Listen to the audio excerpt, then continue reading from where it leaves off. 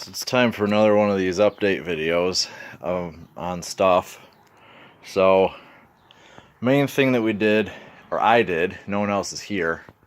There was this smashed cabinet. Not very smashed. All it was wrong is this door.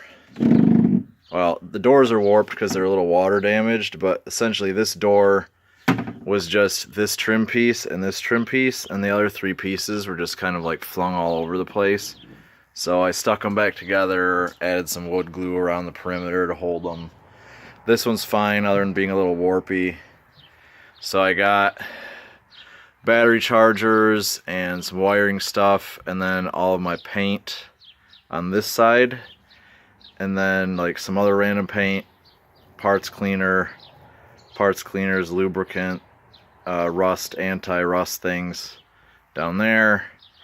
And as you can see, these fit like perfectly in there. They couldn't have been any taller and still fit. And it's obviously, you know, there's holes. It's clipped into one of the holes, so it couldn't have gone any lower. And it could have gone higher, but then this top shelf would be useless. And the bottom ones, you got a little more space. But so that's all been relocated. They used to be in these shelves, which I'm now going to reorganize, move some stuff around in, but that'll be like oil, brake fluid. Down there, there's like some tools and some extra parts. Then we got this toolbox that has a bunch of hand tools in it, which are actually in there now. For the last couple months, they've been like randomly around in the garage.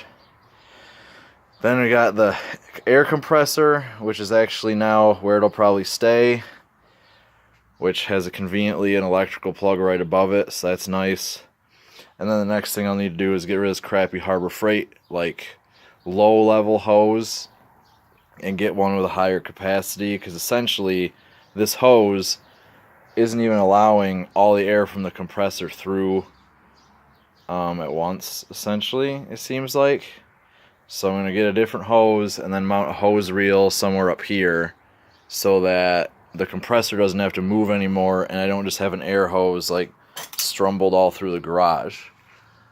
And then, as you might notice, the Miata is now floating a significant distance off the ground, because I think I made a video about this, but I bought a supercharger kit for it, and I wanted the engine bay to be at a better height to work on it, because this car is lowered. Like, it's not stupidly low, but it's low enough that it's not super fun to have to bend in half just to reach stuff. So I'm going to put the supercharger kit in this year, so I want to do that, because while I'm doing it, I'm also going to change the radiator, because the stock radiator, yeah, my Harbor Freight impact is sitting in here too. It really doesn't belong there, but whatever. And do the timing belt. So I've got all that stuff. I got the timing belt kit there, radiator there. I got new coolant hoses too back there. And then this is all just supercharger kit stuff up here. It came with new belts for the accessory drive, I think. Or no, those. Oh, duh. That's a supercharger belt, I think. And then those are the new ones for the accessory drive. And then the timing one's in there. So Miata stuff's going to get done this year. Well, no, it's going to get done this year no matter what. I've also got a new battery for it in the house, because the battery went dead from it sitting for so long. Like super dead to the point where it wouldn't do anything. So and once I get the supercharger done, I'll be getting different wheels and tires for it, because it's got kind of old Yokohama S drives on it, and the one of the front tires is just super loud, and it's really annoying. Plus they're from, I think, 2014 or maybe even 2012. I know when I bought them they were already kind of old, but not like super old. So those are going to have to be gotten rid of, and then I'm probably just going to get new wheels at the same time. But it doesn't have plate on it either. Oh, and I got to scrape that off. I had that one badge on there from the suspension, and I was like, I don't really like it, but it left all the stuff behind, so I got to clean that off. and get the rest of this mess cleaned up too, so there's more space to work around it. But that'll be happening this summer. And if you look out here, the Mercedes is gone. I sold it in 5 hours a couple weeks ago. Put it up. First person that contacted me ended up coming over here and buying it. It wouldn't even taken that long, but I had to go buy a new battery for it. So now we got the two Subarus. Still don't know what the coolant leak is on this, but it's somewhere on the front corner of the engine over here. So I'm thinking it's probably something really annoying to fix because it's not just a hose. And then, so the Mercedes is gone. I still have the same number of cars though, because I bought a third one of these things. And why? Why, you say, would you buy it? Especially one with a giant dent in it like that? Well, you may notice it has oversized tires on it. Like significantly oversized. Like that's not lowered at all. Those tires fit like that because they're way too big. They are 215/65s. The stock ones are 205/55s. So I bought this really cheap. I don't need it by any means, since I already have two other ones, but this may clue you in on what's going on. These are 2-inch trailing arm spacers, and then there's something in these boxes that will go along with that. There will be a video about that at some point. I don't know when, but whenever it gets done, I guess. Probably sometime soon. Apparently the one trash can doesn't like the car. Too bad. And then I don't know why I need to show, well, whatever. So, and there's my trailer.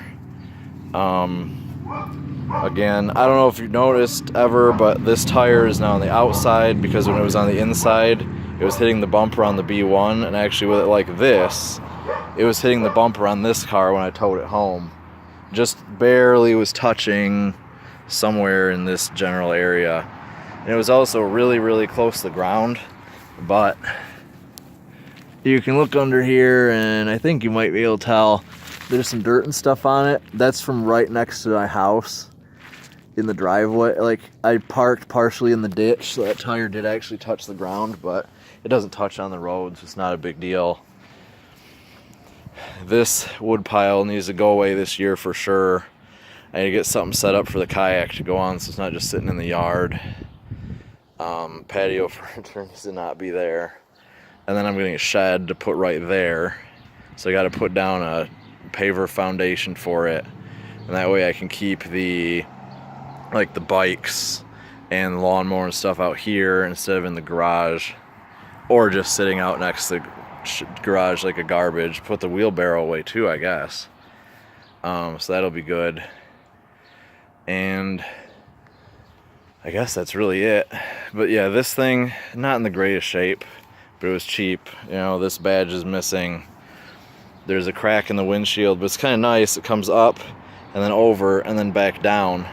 So it's not going to grow anymore in any direction. So I should just be able to leave it alone and it should be fine. The interior is kind of not so great. Seat's got a rip in it. Other than that, it's not that bad though, and it's actually got only 132,000 miles on it. Timing belt's never been done though, so I'm gonna have to do a timing belt on it. I need a timing belt on the blue one though too, so gonna have to do like 3 timing belts this year. That's gonna be real fun. But that's it, I guess, for now.